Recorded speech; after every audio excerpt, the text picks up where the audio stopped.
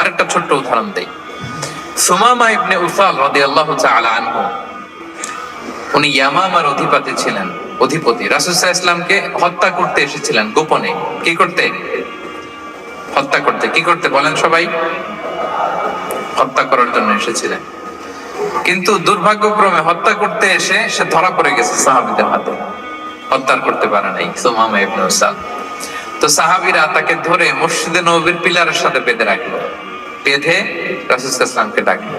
তারা বলল যে ইয়া রাসূলুল্লাহ, দেখেন ইয়ামামা থেকে আসছে সুমামা ইবনে উসাল আপনাকে হত্যা করবার জন্য, তাকে আমরা ধরে ফেলেছি, আমরা বেঁধে রেখেছি। তো রাসূল সাল্লাল্লাহু আলাইহি ওয়াসাল্লাম তার কাছে যে তার খোঁজ খবর নিলেন প্রথম দিন, এবং তার সামনে যথারীতি তাওহীদ এবং রিসালার দাওয়াত দিলেন। ফিরে আসলেন। ফিরে এসে সাহাবাদেরকে বললেন, তোমাদের ঘরে ভালো রুটি আছে কার কাছে? রুটির কালেকশন, আটা পিষে রুটি বানাতে পারবে। একজন বলল আমি। বললো যে এটা সুমামাকে দিয়ে আস। তো দিয়ে আসলো। আরেকজন বললো ভালো তাজা খেজুর আছে কার কাছে? এক সাহাবী বললেন আমার কাছে। রাসূল সাল্লাল্লাহু আলাইহি ওয়াসাল্লাম বললেন যাও, এটা সুমামাকে দিয়ে আস। দিয়ে আসলেন। এরপরের দিন রাসূল সাল্লাল্লাহু আলাইহি ওয়াসাল্লাম যে আবার ইসলামের সৌন্দর্য, মাহাসিন আহকামি শারিয়া, ইসলামী শারিয়ার যে বিউটি অফ ইসলাম, এটা তুলে ধরলেন। ইসলামের যৌক্তিকতা তুলে ধরলেন। সে অবাক হতে লাগলো যে কিরে, যুদ্ধবন্দীদের সাথে মুহাম্মদ সাল্লাল্লাহু আলাইহি ওয়াসাল্লাম তার অনুসারীরা এরকম আচরণ করে? সে তো যুদ্ধবন্দী, এত সুন্দর আচরণ। তাকে আবার ইসলামের সুশীতল বাণীগুলোর প্রতি আহ্বান করে রাসূল সাল্লাল্লাহু আলাইহি ওয়াসাল্লাম বাড়িতে এসে এবার নিজের যে উট আছে, উটকে যে পালে, সে রাখালকে বললো তুমি উটের দুধ দহন করে তাকে কিছু দুধ দিয়ে আসো। সুবহানাল্লাহ। আসছিল রাসূল সাল্লাল্লাহু আলাইহি ওয়াসাল্লামকে কি করতে? হত্যা করতে। তো তাকে উটের গরম দুধ দিয়ে আসা হলো, সে পেট ভরে খেলো। তৃতীয় দিন এবার রাসূল সাল্লাল্লাহু আলাইহি ওয়াসাল্লাম যে ইসলামের যে ভবিষ্যৎ, ইসলাম মানলে যে জান্নাতে থাকা যাবে, এগুলো সব বললেন, এবং তাকে আরো অনেক মেহমানদারি করলেন, আপ্যায়ন করলেন। 3 দিন যখন রাসূল সাল্লাল্লাহু আলাইহি ওয়াসাল্লাম ইসলামকে তার সামনে এভাবে প্রেজেন্ট করলেন, আপ্যায়ন করলেন, ভালো আচরণ দেখালেন, সে অবাক হয়ে গেল। আল্লাহ তাআলা তার হৃদয়টাকে নূর দিয়ে আলোকিত করে দিলেন। 3 দিন পর রাসূল সাল্লাল্লাহু আলাইহি ওয়াসাল্লাম সাহাবীদেরকে ডেকে বললেন, যাও সুমামা ইবনে উসালের হাত পা গুলো যে রশি দিয়ে বেঁধে রেখেছো ছেড়ে দাও, রশিগুলো খুলে দাও। সাহাবারা বলেন কি ইয়া রাসূলুল্লাহ, সে তো খুনি, সে সুযোগ পেলেই তো অ্যাসাসিনেট করতো, তার রশি, হাতের রশি খুলে দিতে আপনাকে মেরে ফেলবে।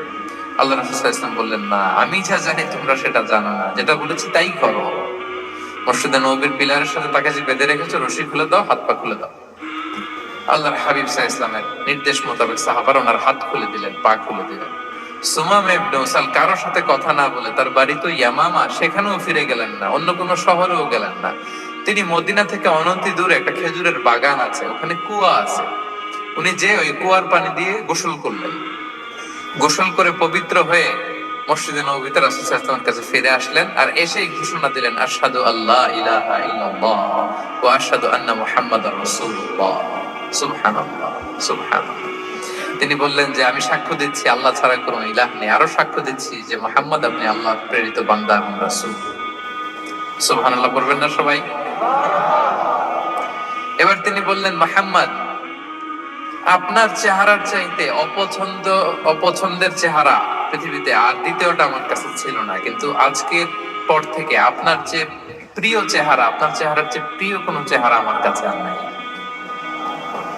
ইসলামের চেয়ে অপছন্দনীয় ধর্ম আমার কাছে আর ছিল না, কিন্তু আজ থেকে ইসলামের চেয়ে পছন্দনীয় কোনো ধর্ম আমার কাছে নাই। মদিনার চেয়ে অপছন্দের শহর আমার কাছে ছিল না, তো আজ থেকে মদিনার চেয়ে কোনো প্রিয় শহর আমার কাছে নাই।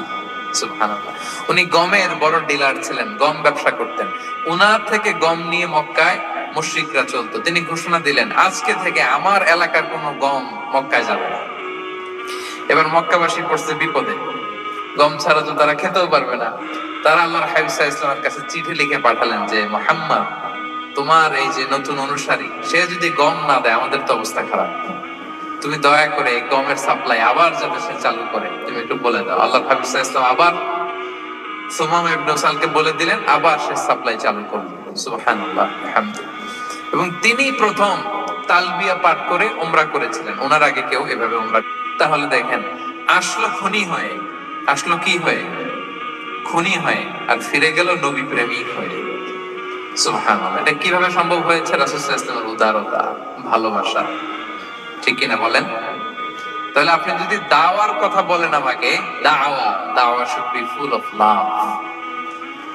কারণ ভালোবাসা দিয়ে যা জয় করা যায়, কঠোরতা দিয়ে সেটা পারা যায় না। কয়টা গেল?